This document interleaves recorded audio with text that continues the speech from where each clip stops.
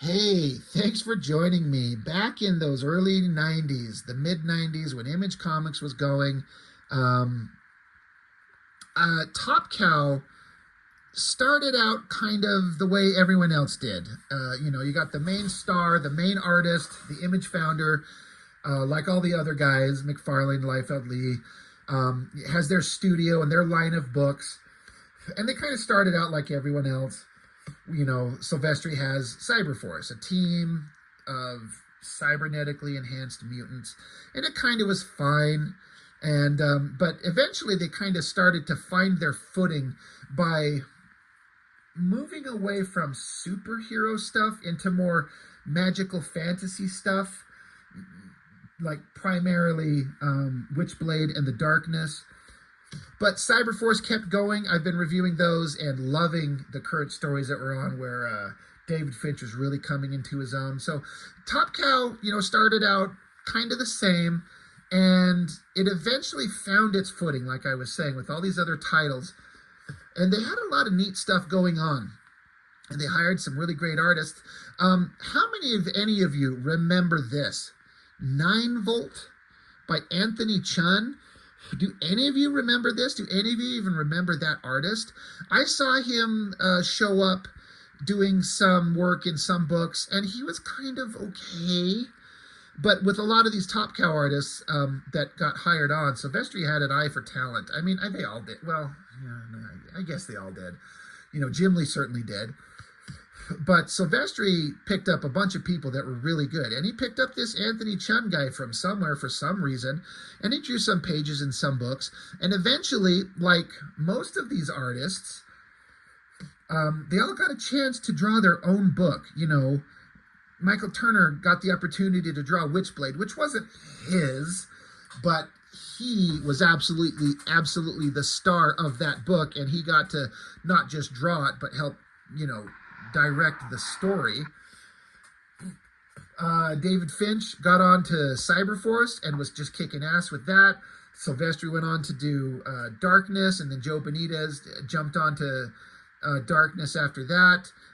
Michael Turner eventually was doing Fathom. So there was all these kind of cool things going on. And then, again, this Anthony Chun guy, he gets a title called 9-Volt. I do remember seeing an ad in Wizard that was talking about Top Cow. And I'm going to paraphrase what they said, but basically they were saying just how Top Cow was on fire in a good way. Like they were just cranking out shit. And they said, remember, this is Top Cow, where everything not called 9-Volt sells like hotcakes. And so they really shouted out how much this series just tanked and did not work with anybody from what I saw. No one ever talks about it.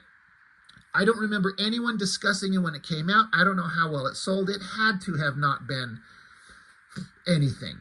As far as I know, I've only got these 2 issues. And it's, this Anthony Chun guy, I got his name right? Yeah, pencils Anthony Chun. Let's see, 9-Volt, it's copyright to Top Cow, so it's not like it's his book, but the story is by Cliff Sun and Anthony Chun. Script by Cliff Sun, pencils Anthony Chun, inks by Joe Weems and Jason Gorder, Edwin Rossell, Billy Tan, Marlo Alquiza. So, they threw everybody into this. And, usually it's the artist, the art in the book is it's the selling point. And this Anthony Chun guy just does not fit. He's got like a cutesy, cartoony style, and there was nobody at Top Cow drawing like that. Doesn't mean he can't find his place. And I just looking at these covers, they're kind of fine. But it doesn't fit the vibe that was going on at Top Cow. The Michael Turner on Witchblade, the Silvestri on Darkness, Finch on Cyberforce, Joe Benitez on that Weapon Zero, I think it was called. It just is not the same. It doesn't work, but they gave him a chance. So I just have to imagine that this series did not go very well. Published in 97. I think 97 was when the industry started really tanking. Maybe that had something to do with it. So, maybe this is kind of a matter of bad timing, but I kind of stick by my thought that this series, this art, the vibe of the whole thing just did not fit with the aesthetic that was working with Top Cow. And that's unfortunate. Having looked through it, with these inks, especially with Joe Williams, all of these inkers are great. And there's some really good inking and textural stuff going on that I think is really solid. And the drawing is certainly, it's kind of okay. But again, it's this cutesy, cartoony style that just does not work. It does not work for me. The ship is falling from the sky, some creatures inside it. It slams onto the ground. The fire's pretty good. That's all kind of neat. It hits the ground. This big monstrous creature comes crawling out of it. He's got to look for something. And now, later on, humans are on the scene, finding the crashed ship. I remember looking like this backwards cap. It looks ridiculous. It's just squared off. That's not what the hat looks like. It's not shaped like a square. It just looks weird. That's just a minor artistic choice. But, he referenced the camera. That looks pretty solid. But again, just looking at the coloring is great, but all Top Cow books had great coloring. Like, let's see, Richard Isanove. So, yeah, come on. The colors are going to look great. But it's just it's just not going to work. This cartoony style, I'm not digging it. It's not terrible. It just feels like it's in the wrong place. This is not something that works. This face looks goofy with these glasses. That's strange looking. But the idea is that alien ship crashed. Government people are on site, including some regular civilians who are taking pictures. So the government agents destroy his camera. No, we're trying to keep this a secret. They notice that a cow has been ripped open. There's a giant footprint in the ground. This scary looking shape. Then now we have to get into the introduction of our human characters. Scientist guy who's screaming, hot scientist girl, big giant cybernetic chamber with some kind of secret inside it. They're talking about what do you think they'll do to her? There's something that they're working on in here. And then we jump into this inside the mind of somebody. Cute little girl sitting on a bridge, little boat. She looks innocent. Something's weird. Something visits me, unwelcomed, untouched. Something strange. We're building up to a thing. And then there's this other character. They're trying to do dramatic lighting. The inking's kind of working, but the drawing itself, I keep saying it's okay, but it's just okay. And Top Cow at this point had been producing some of the greatest artists in the, Image Comics roster. And this Anthony Chun is not quite there. But again, I appreciate that Silvestri is giving him the chance. Go make the thing. Maybe it'll connect. Maybe it'll click.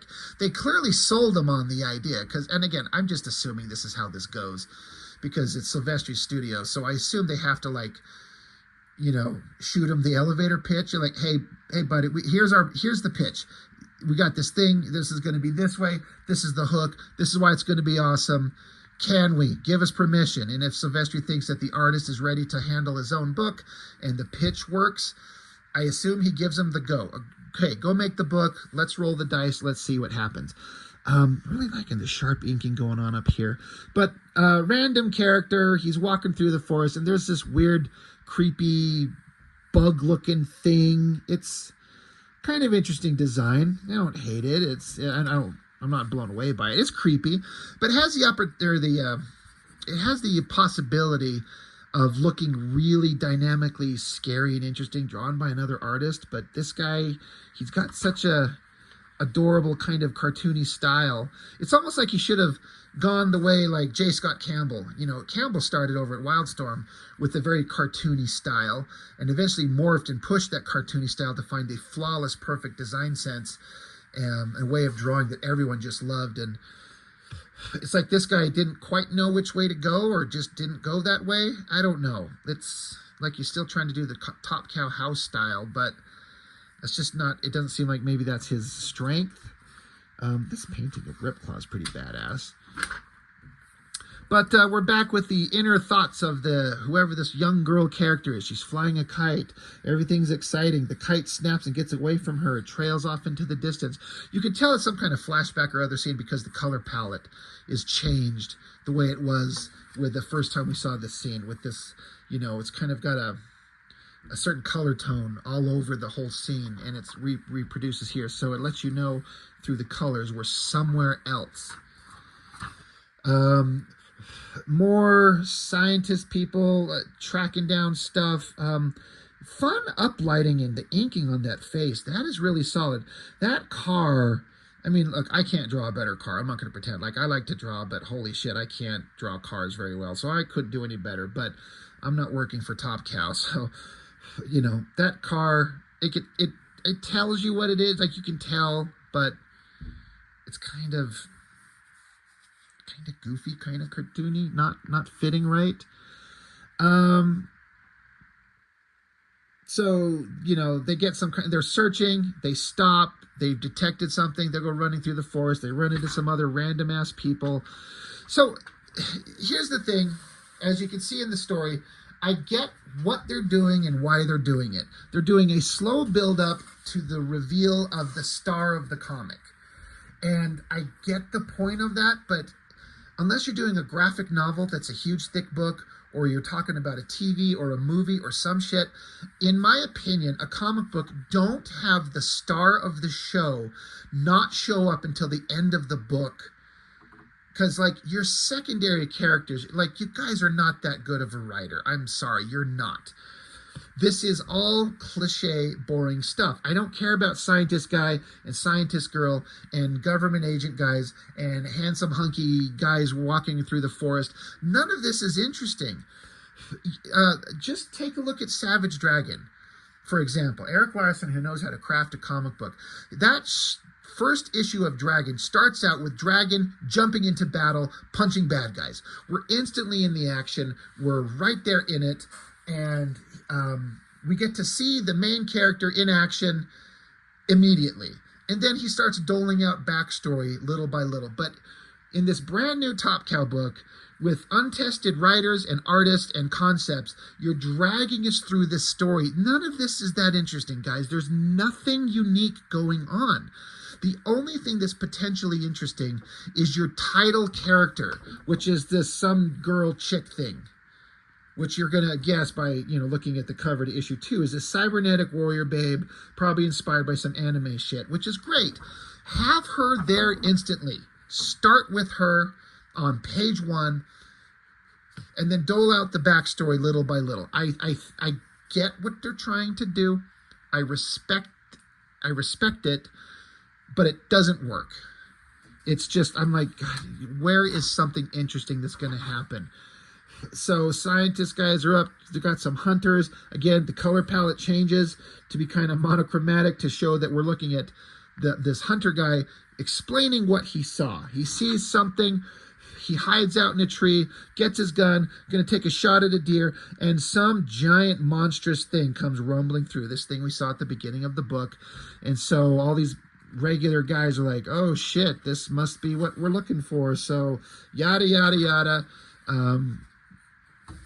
Building up, back with this same cutesy little girl having flashbacks to memories of weird things. Now she's like underwater and drowning or something. Something weird's going on.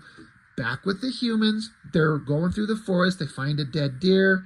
And while they're walking around, giant alien creature comes out of the forest, out of nowhere, yells, roars, runs off, and they're like, holy shit,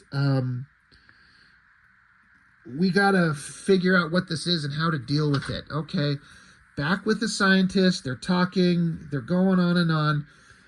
An alarm goes off because they need, this guy's Dr. Voltaire is his name, Dr. Voltaire.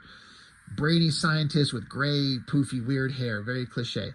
But they need their help. They have a reason to call upon their weapon. Cut back to the girl. the young girl with the short hair, and then suddenly we see this big headshot of this face, which again is drawn okay, but I keep saying how it's okay drawn, but it doesn't work, and I say that in the context of what did Top Cow have going on at the time, and this shit does not fit. You know, it's not the same. So we get a close-up of her face. So, you know, you can make the obvious connection. All these flashbacks of memory of this young girl or this cybernetic girl. Who is she? What is she? I don't know. They open up this containment unit that they've got, and out steps this thing. It says, I rub the sleep from my eyes. I emerge tentatively from my slumber, stepping into an unfamiliar world, reborn. And so she's like a cybernetic girl. And again, I feel like this is very anime inspired. You know, this could be like just anime. I think Ghost in the Shell type stuff, except not a fraction as brilliant, you know? And so, as happens with a lot of these books, they don't tell you that that's the end of the story. Yeah, it doesn't. I feel like, God, is there another? Yeah, it's just an ad. It doesn't say the end. And it just, like, you can tell that they were really trying to sell the book on the cutesy nature of it by this ad for issue 2. Increase your sex appeal. Read 9-volt number 2. Like, I appreciate the sense of humor. Like, that's funny. It's all a gag. But, and they just use the same artwork here and there. Yeah, okay, I'll increase my sex appeal by reading issue 2 of 9-volt. So that was issue 1. Again, not that great. I don't care too much for the cover of issue 1. It works, face, cybernetic stuff, but if this is done like in a manga style with, you know, like, again, the Ghost in the Shell with the artistic style that they have with all the technological stuff, I can see that working. It doesn't work the same for me here. I kind of don't mind the issue 2 cover here. You know, the pose of the girl, some alien creature here, some human dude there. Lots of detail. Coloring's pretty solid. The title is pretty vibrant and readable. So, okay, issue 2. That's what do you got? Same basic team.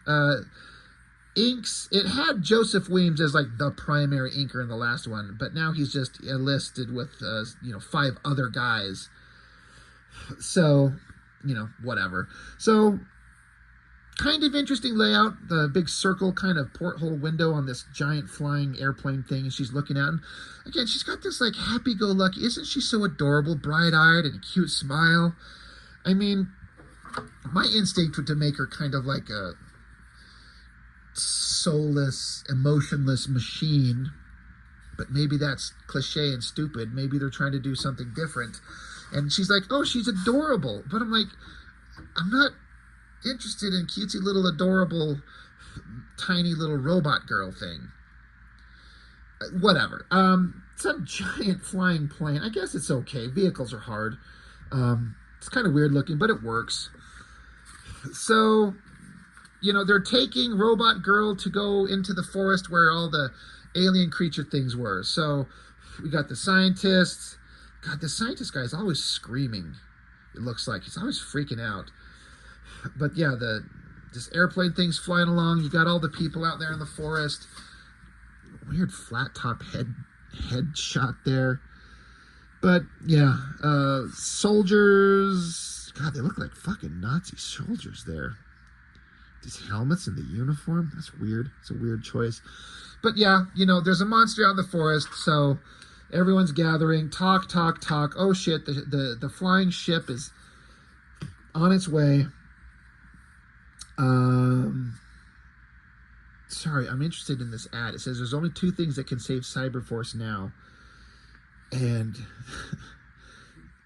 you got Ballistic here saying, guess which 2? Like her tits? Or is it Impact and her together? I don't know. But yeah, ships showing up. You know, get a big double-page spread of this jet thing landing. You know, it's a pretty big image. It's kind of impactful, but this artist can't draw this vehicle very well. It looks weird. It's a waste of a double-page spread. It's not necessary. But yeah, they're here. All right, we've made it on site. They're going to lower the ramp. So out comes this adorable little, like, this is supposed to be the savior. She's supposed to be this super badass weapon. Oh, her name's Digit.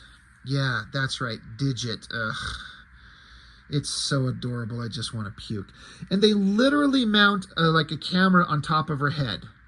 So now, not only she looked like she's 4'11" 3/4, and she's just so adorable, and she's got this camera on her head.